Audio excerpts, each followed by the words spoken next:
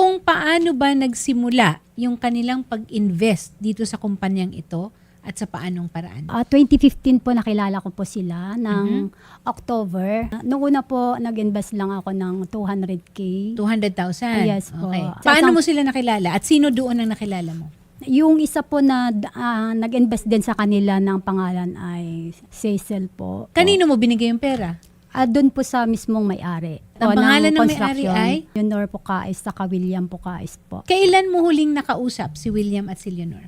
Si Miss Leonor po nakausap ko January 27 yung last. Yung last. At Yes ano po. naman ang naging ng pag-uusap ninyo?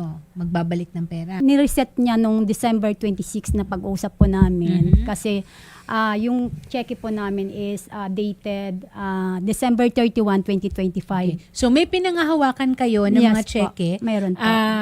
I am assuming na lahat kayo, meron kayong mga binigay ng mga cheque sa inyo para maisoli yung parang pinaka-principal na Yes po. ng amount na Yes nyo. po. Simula 2015 hanggang kailan ang 2020 pag-invest mo? po, nakakapagbigay naman po sila Hanggang ng 2020? Yes po. Bago mag-pandemic? Yes po. Pandemic ang last po na 2020 March. March ng 2020. Yes So tama-tama, nung nag-lockdown, Wala na po. Opo. After March 2020, meron pa ba sa inyong nakatanggap ng interest? Wala na. Actually po, hindi na interest yung natanggap namin kasi nagbibigay naman po sila pa konti-konti. So ito na yung parang principal.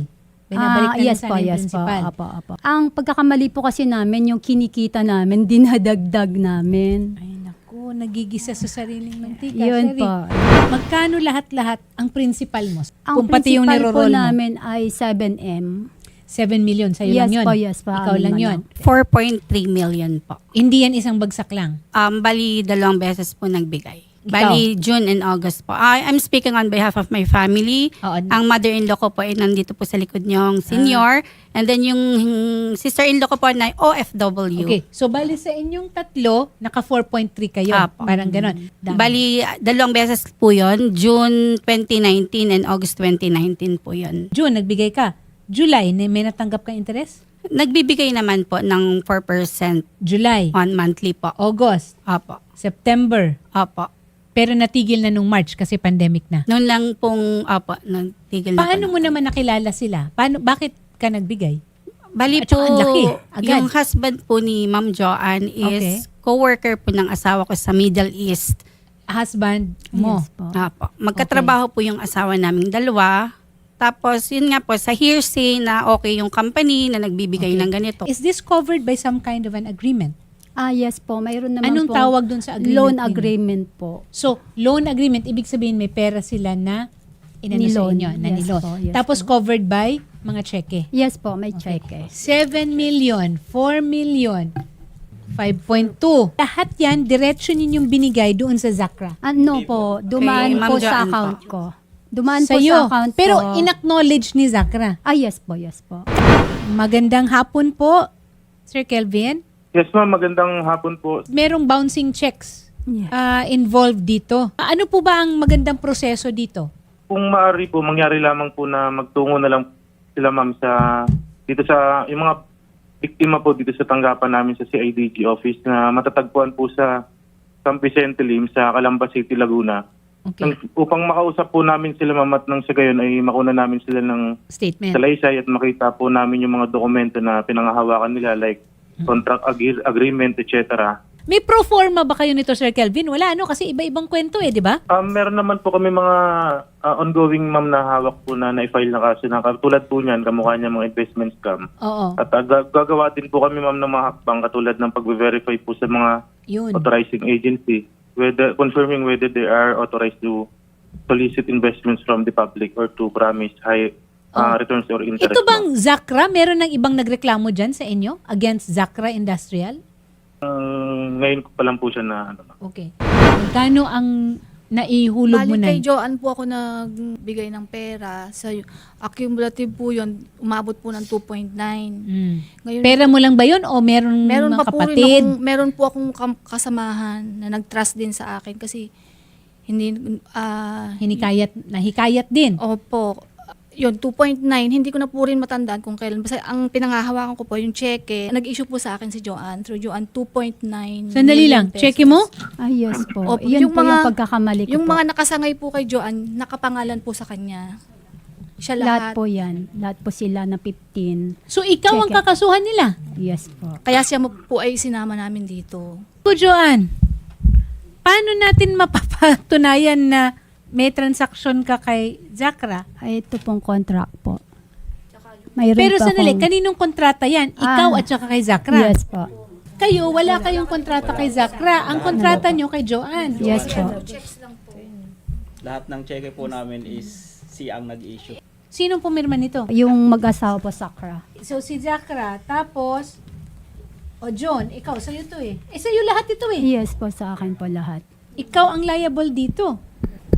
So ang salaysay ninyo actually is against John. Yung cheque po na kay Joanne, Sakra po yung nag-issue. Parang, Okay. chain. Okay, so ibig sabihin, yung cheque na binibigay ni John, hindi niya cheque ni Zakra. Yes po. Hindi ka signatory dyan sa cheque na yan. Hindi po. Sige. Yung cheque po na na-issue ni Zakra is nakapangalan po kay Miss Joanne. Then, kapag ka po nag-good yung check, yun po, mag-i-issue si Joanne ng personal check niya sa bawat investor po. So, ang invest po namin, lahat manggagaling sa naging proceeds nung cheque ni Zakra to Joanne. Ito, tumalbog ito lahat. Yes po, tumalbog po. May isa lang po dyan na hindi tumalbog. Yung sinabi ko nga po kanina na hindi tinanggap dahil kulang po ng word. Sir Kelvin, we actually have the main of the, yung pinaka dapat na accused based on kung sa kanila lang ha, Sir Kelvin, yung dito sa mga nagreklamo. Pero para siyang domino eh. No? Kasi Opo, ma'am. nanggaling kay Zakra yung dapat. How do we go about this po, Sir Kelvin? Still, they're all complainants, tama ba? I-assess din po namin kapag nandito na sila kung sino po yung magiging respondents natin or magiging, pwede natin maging witness po sa pag-file nila dun sa nire-reklamo po nila. Nakausap ko po sila, text message lang po, pero sa personal, hindi po. Pero meron pa silang mga projects. Mayroon po kasi galing po kami ni Cesar nung February po doon. Okay. Pinapasok naman po kami sa loob. Ng opisina nila. Operating naman po. Operating Iba po yung project. yung pong company kasi doon po ginagawa yung lahat ng project dahil ang kanila pong Staging area yun. project is piping and water tank. Okay. So mayroon naman po nagtatrabahong mga employee. So Okay. nakita naman po namin na operating ang company. Kailan sila nagsimulang pumalya sa'yo? Nagsimula po ng 2020 March, palyado na po. Hindi na po talaga sila nagbibigay pero nakikipag-usap naman. Okay. Nagbibigay sila pa konti-konti. So, ibig sabihin, kailan ka rin pumalya sa kanila? Doon din. Doon din po. Po. Sino ang pinakahuling nagbigay? Yung 2019 ba? 2020 po, mayroon pa po. 2020 ng, actually, March mayroon pa nagbigay. Tinanggap pa po nila. Bago mag-pandemic. March 16 nag-lockdown po. May kinuha pa po silang March 24. 24 ba 23? Yun po yung kasamahan namin na taga Middle East po. Nag-invest po Magkano ng 2 million po.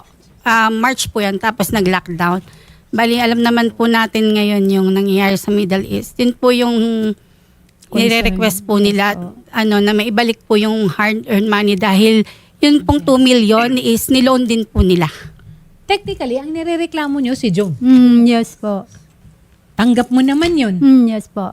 Kasama ng aking mga kasama na 15 po dito, nananawagan po kami kay Sis Leonor at si Bro William na makipag-coordinate sa amin kung ano man po yung dapat nilang, yung obligasyon po nila ay maibalik po sa mga tao.